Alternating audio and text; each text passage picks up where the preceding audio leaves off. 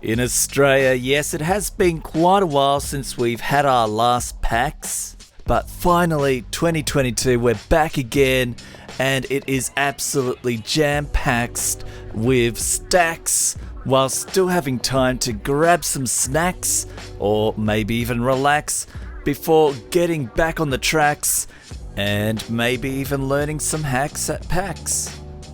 Hey, it's the K-Man. Most of my first day was spent in the PAX panels, where the keynote address was by head of PlayStation Indies, Shuhei Yoshida, sharing his long history with PlayStation and his love for indie games.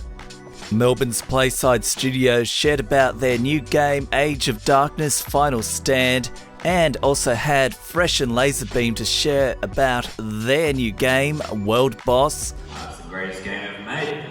Which they quite unashamedly mention that they know all the cheat codes to get you the infinite rocket launchers and do all sorts of other crazy things in the game. So yeah, guys, if you want to share them. Online content creators had a whole pile of panels they could go to level up their skills. The panel on late 90s to early 2000s gaming was so jam-packed you can tell that there's a lot of love for nostalgia. Still lots of time to talk about some of the cutting-edge technologies benefiting gamers now and into the future. We actually found one of those panel members out live streaming, walking around the expo floor with his guitar, musical streamer Dr. Jonathan Ong.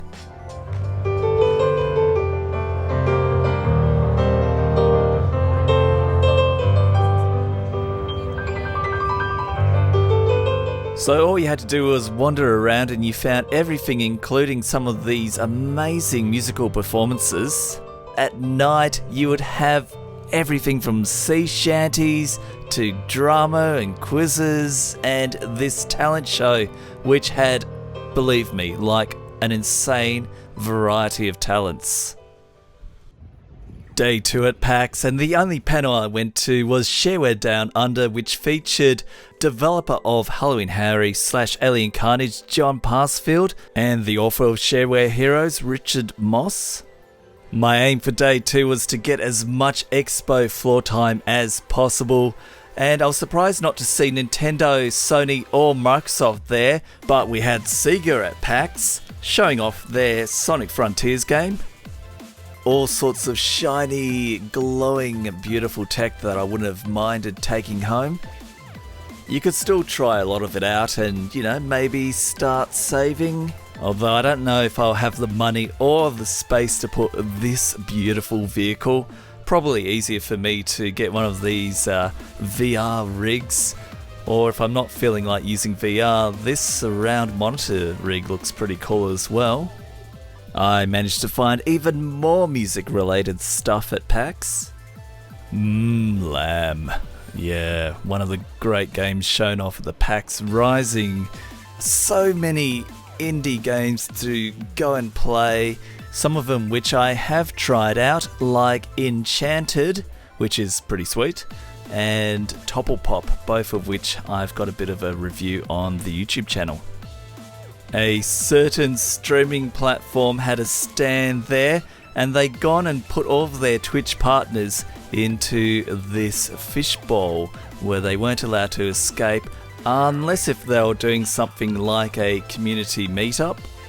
You could also go and hang out in the arcade where they'd gone and set up these modernized arcade machines with the old retro stylings, and you could even show off your shredding skills in Guitar Hero. Lots of space for tabletop, consoles, PCs and tournaments. It may be no surprise that my favourite was the classic gaming lounge with lots of old consoles and computers. You kind of didn't really have enough time to sit down and play with them all, or even stand up and play with them, like these awesome retro arcade machines or these old pinball machines, for which they also had a whole pile of pinball machine stuff, including pinball machine innards, promotional stickers, a newsletter, and schematics of one of the mechanisms, some cool tokens from throughout the years, and this massive floppy disk containing code from 1981. The retro computer display cabinets were back with Ataris and Amstrads, Commodore VIC-20, more Commodores and Sinclair's ZX81 there. Big boxes for Atari and the ZX Spectrum.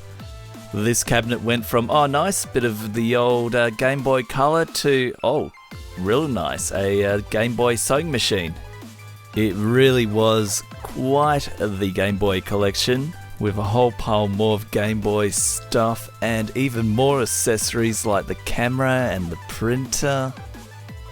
A few big box classic PC games and a classic 3D accelerator, the Voodoo 2, and a whole stack load of them.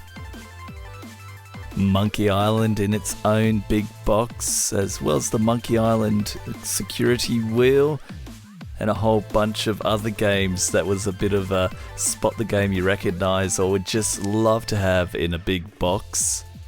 Atari and Super Nintendo and a NES controller, and yeah, kind of looking like it needs a bit of a retro bright. A PlayStation there as well. Lots of Neo Geo games and all sorts, and even more.